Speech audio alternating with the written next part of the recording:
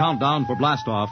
X minus 5, minus 4, minus 3, minus 2, X minus 1, fire!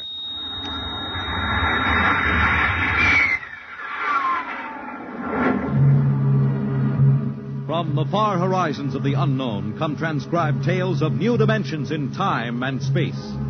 These are stories of the future. Adventures in which you'll live in 1,000,000 could-be years on 1,000 maybe worlds. The National Broadcasting Company presents X minus 1.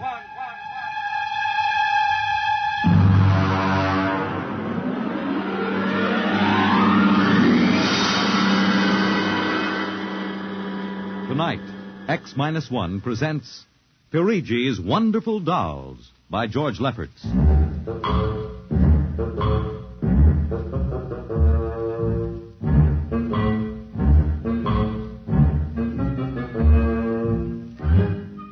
The doll shop stood on a quiet Washington side street, not too far from the sprawling Pentagon building. A woman and child waited outside, the little girl peering eagerly through the window at the dolls inside, and the woman glancing impatiently at her wristwatch, as if expecting someone who was late for an appointment. There was nothing about the doll shop to warn them that they were waiting to keep an appointment with doom.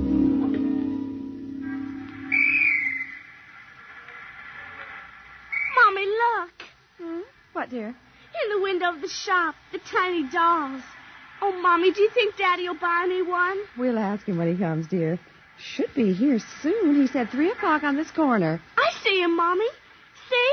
Oh, Henry, over here. Hello, dear. I'm sorry I'm late. Well, we're all ready to go shopping. Cindy's been... Yes, well, I'm afraid we'll have to call off the shopping album. Oh, Henry, we promised Cindy. Well, I'm sorry, but it's just one of those things. You've been the wife of an Army colonel long enough to know his life isn't his own.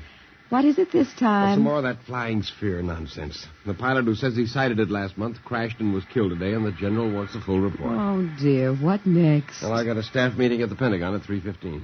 Daddy, look in this window. Well, I haven't time, dear. Alma, I... Just for a minute, Daddy, please. Now, Cindy, I haven't time to stop and watch a bunch of 6-inch dolls parading around in the shop window. Say, they are lifelike, aren't they? Look at that, Alma.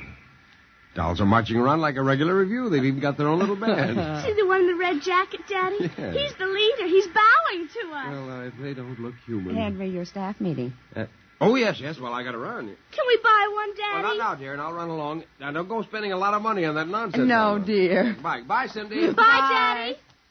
Oh, look, Mommy, the band is going to play. Aren't they wonderful, honey? Honey, I must have stood on this corner 1,000 times. I've never noticed this shop before.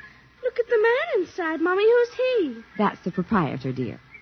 Doesn't he look funny with those red cheeks and white mustache? It's easy to see who he models his dolls after. Mommy, look. He's coming to the door. He's coming.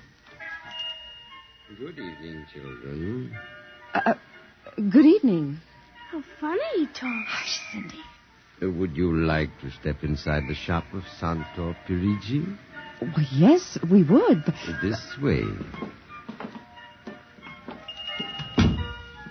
Mommy, it's like fairyland.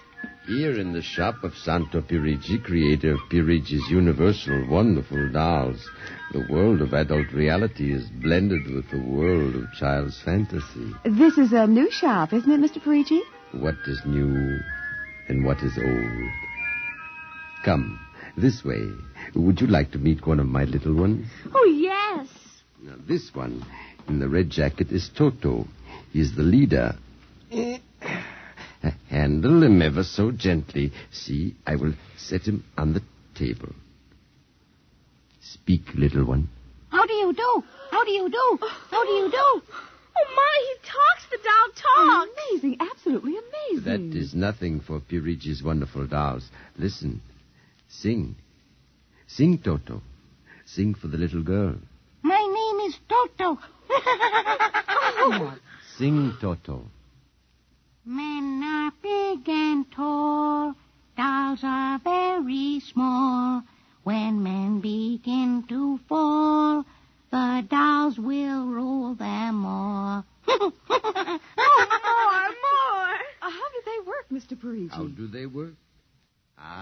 That is the secret of the great Perigi, greatest of all doll makers.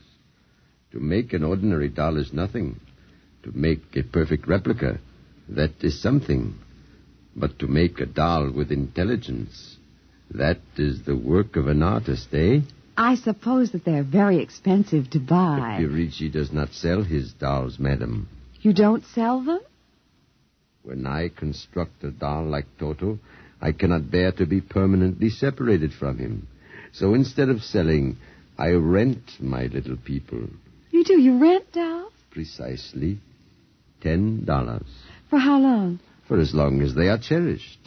My only request is that when you grow tired of my dolls, you return them to me in good condition. Oh, Mommy, could we take him home? Take him home. Take him home. Take him home. Oh, look, he's bowing and dancing. He wants to Well, come. honey, your father said that we shouldn't spend a lot Oh, of money. please, I'll take such good care of it. Please. Well, honey, we'll have to deal with your father later, but... Well, Oh, Mommy. all right. Wrap him up, Mr. Perigi. But I have a feeling that when your father comes home, we'll be sorry. Be sorry. Be sorry. Be sorry. Be sorry.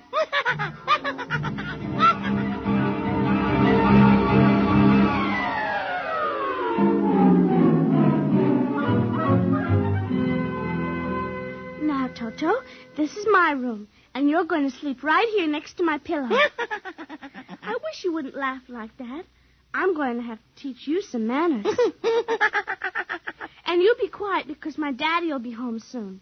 And he's a colonel in the Air Force staff. And he'll bust you to private if you don't behave.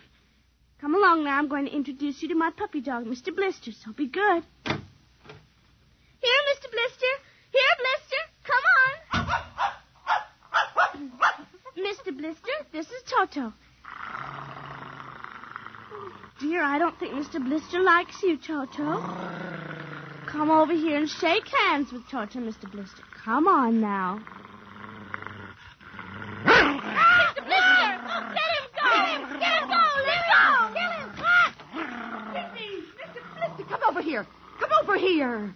Cindy, what happened? Mr. Blister tried to bite my doll. Look at how frightened he is. Oh, honey, dolls don't get frightened. But he was frightened, Mommy. He screamed. You imagined it, dear. It's only a doll. He did. Well, Mr. Blister didn't mean it. Now, you know he's the gentlest little pup alive. He is, and he's nasty, and I hate him. Oh, now see, you've hurt his feelings. I don't care. He tried to bite my new doll, and I don't ever want to see him again, ever. Oh, dear. All right, Mr. Blister, you come downstairs with me. Cindy's angry with you tonight. I'll kill him. Cindy, where did you learn a thing like that? Toto said it. Honey, you've had a very exciting day. Now, brush your teeth now and go to bed, Daddy's coming home late, so he'll see you in the morning. Good night, dear. Sleep well. I hate him. Hate him. Hate him. Hate him. Hate him.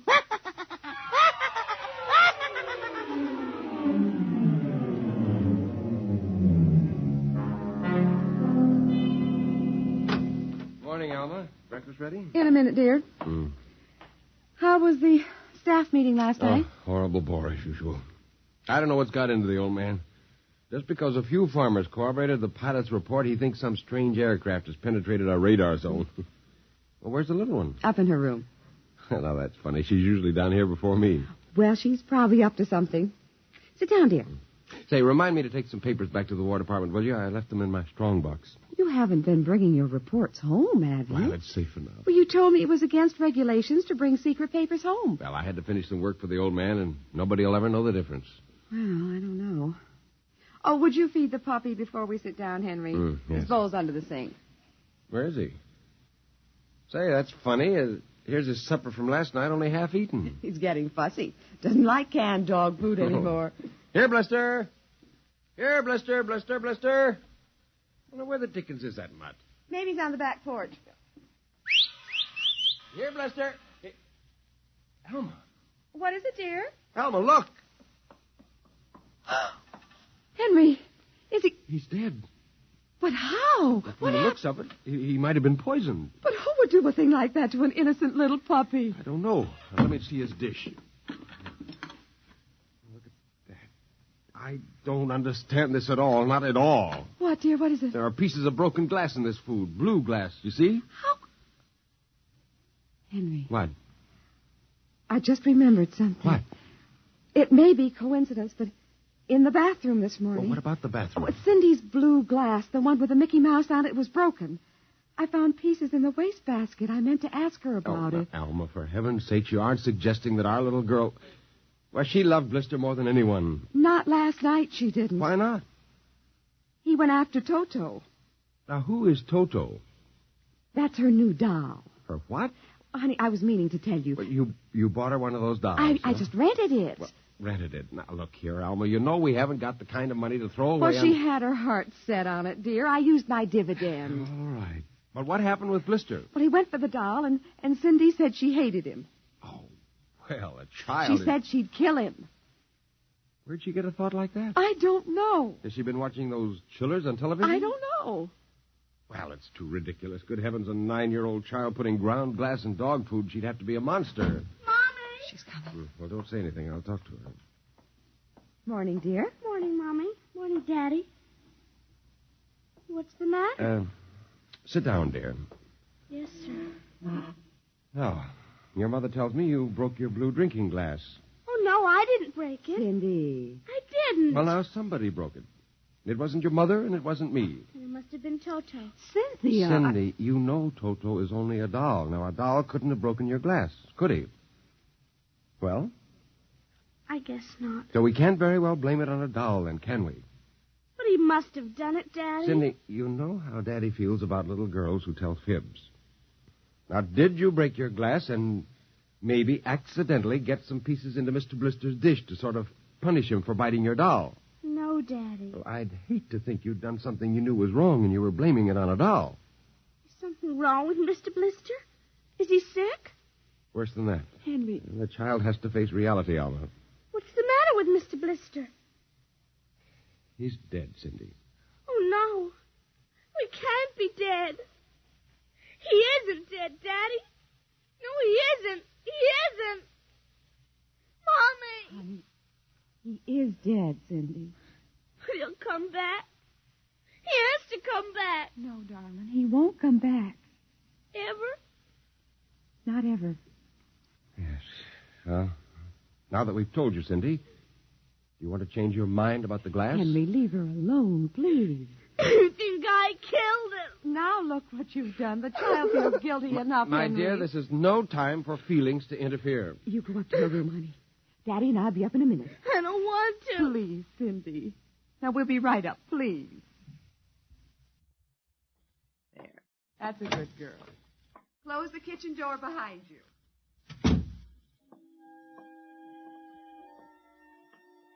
Mr. Blister's dead. He isn't coming back. Ever. Ever. Daddy thinks it was me, but it was you. It was you.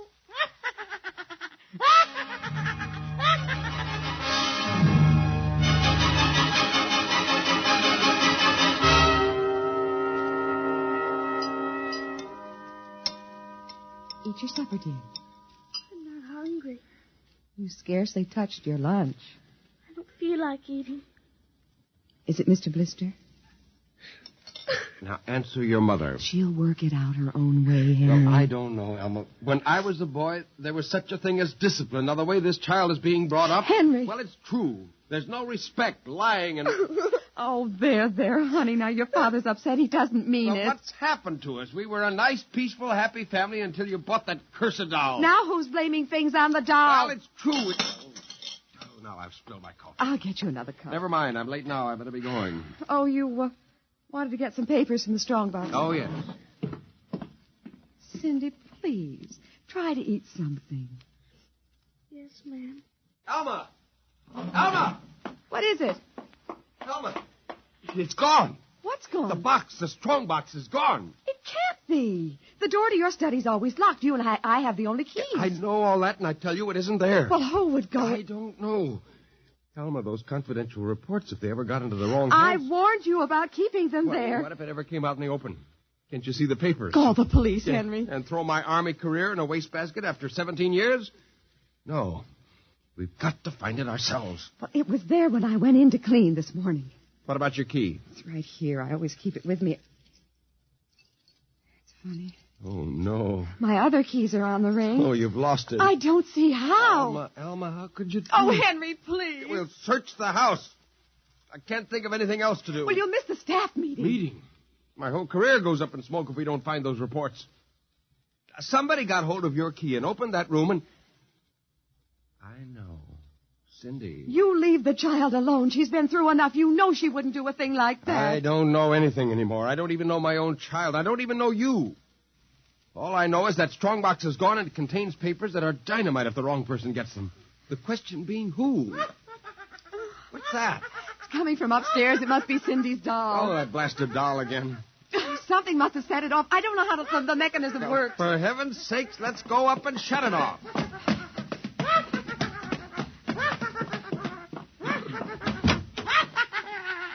Toto! Kill him! How do you do? Stop it! Blasted little imp. Henry. Ever since you... Henry. What? Look. Where? What? Around the doll's neck. The key. The key to your study. You see, Alma. It was Cindy after all. I don't believe it. Good heavens, do you have to have it spelled out for you? Here's our doll with a key around its neck. She wouldn't, Henry. You know she wouldn't. Oh, ever since you got this fool doll, she's been acting half insane. At first the dog, and now this. I think she hates us. Henry, Cindy is my child. I know her. I know she's a good, sensitive person with no malice in You're her. simply refusing to face the facts, my dear. What are you going to do? I'm going downstairs and have a talk with that young lady.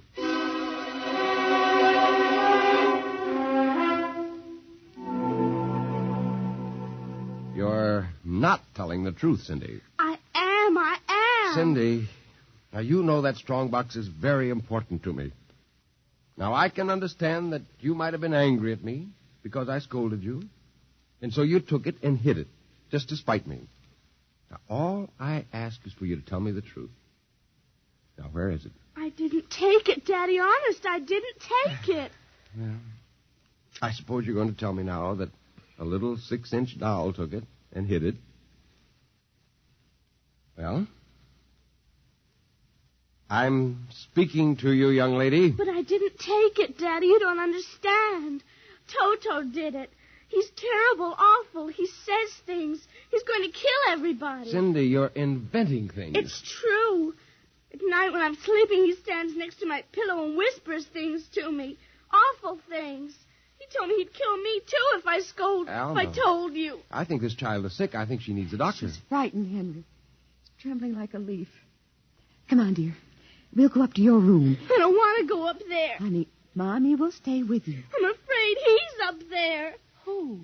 Toto. Well, he won't be up there for long. Mr. Toto is going right back to Perigi's wonderful doll shop before I lose my sanity, which means right now.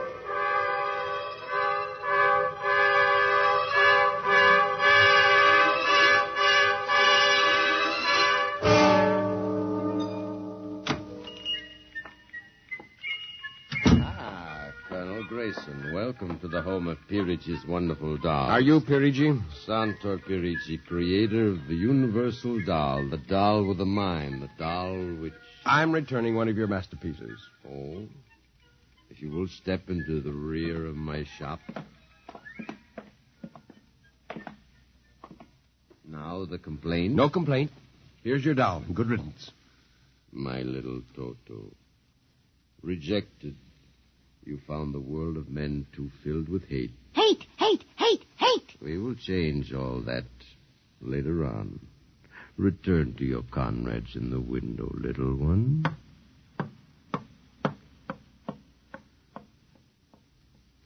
And now, Colonel Grayson. I think we have no further business. But we do, Colonel. Let me see. Yes, here it is. Do you recognize this strong box, Colonel? My strong box? Well, where? My little Toto is very clever, sir. Are you trying to tell me your doll stole that from me? Let us not say stole. I am merely keeping it in custody. What's the game, Perigi? The game, as you call it, is blackmail. You give me what I want, and I do not ruin your career. What do you want? Information. We already know something from the reports of the War Department concerning a certain strange-looking sphere reported by one of your pilots. What government do you represent? I represent Perigi's wonderful dolls, none other. I am not so naive, sir. Perhaps I should explain. Each man hides something from the world. Each man loves something more than life.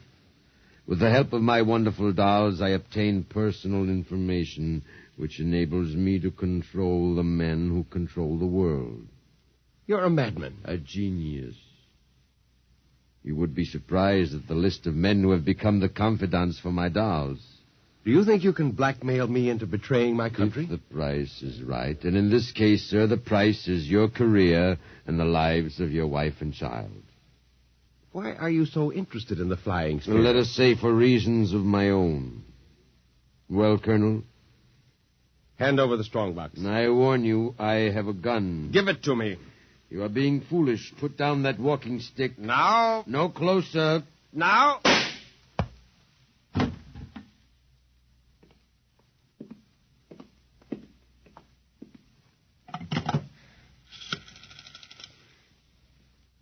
Hello?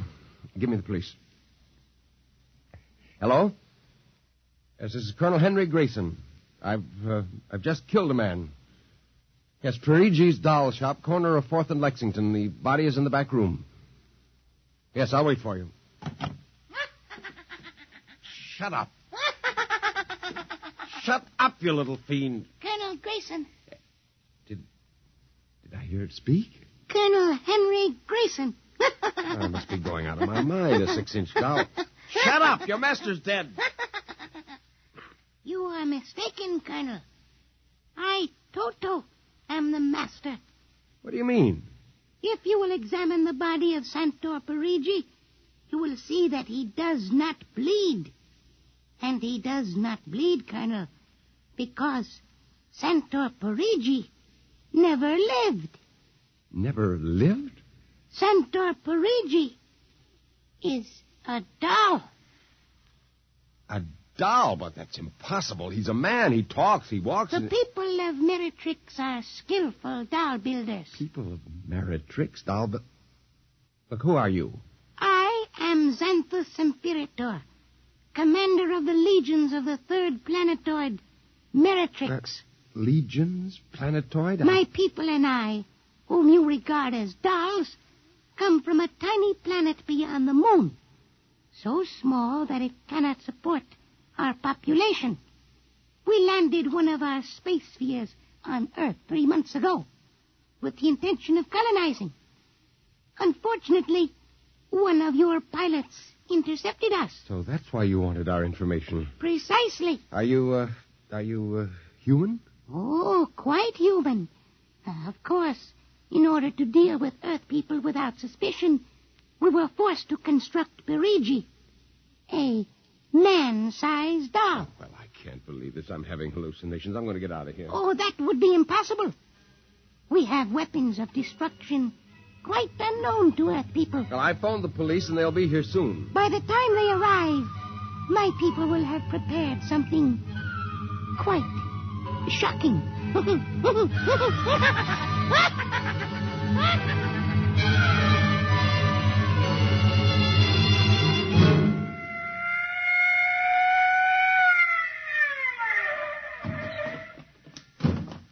Cover him, Ryan. Okay, Sarge. You the guy who turned in the call? Yes. Where's the body? Well, it isn't exactly a body. What do you mean? It's a doll. A what? Well, you've got to let me explain. Now, this sounds fantastic, but I've stumbled onto an unbelievable plot to control the world. Keep talking. Now, these little dolls, they aren't really dolls. They're tiny people. There's a big doll named Santo Perigi, and he runs this shop. Holy smokes. He's off his trolley, Sarge. Listen, mister, we got a call that there was a murder here. Now, if there was one, where's the body? Behind those curtains in the back. Only it isn't really a body, you see. What? I hear something back there, Sarge. All right, cover those curtains. You, if there's anyone back there, come on out. Come out or we'll come in and get you.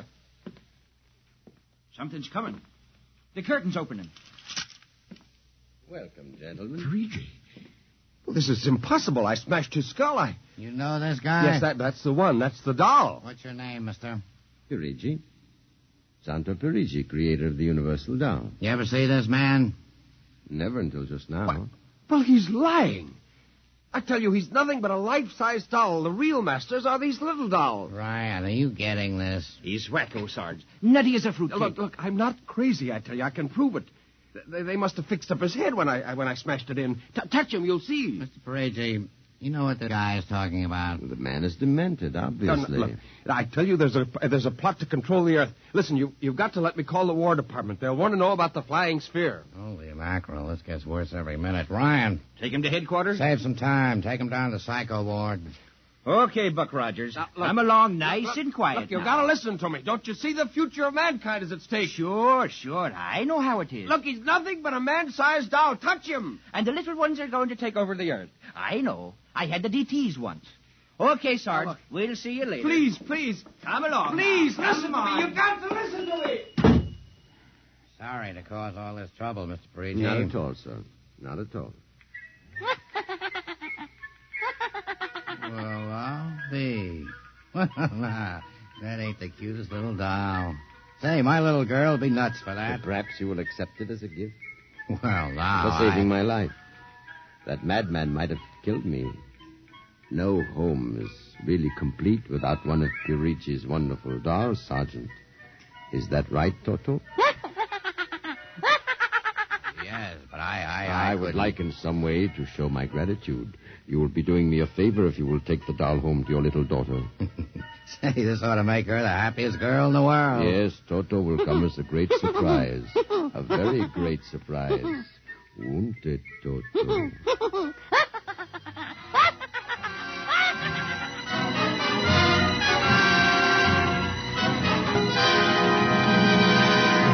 Tonight, by transcription, X-1 has brought you Perigi's Wonderful Dolls, written by George Lefferts. Heard in the cast were Janet Alexander as Cindy, Ann Petoniak as Alma, Nelson Armstead as Henry, Joe DeSantis as Perigi, Michael O'Day as Toto, Ken Lynch as the Sergeant, and Frank Milano as Ryan. This is Fred Collins speaking. X-1 was directed by Fred Way and is an NBC Radio Network production.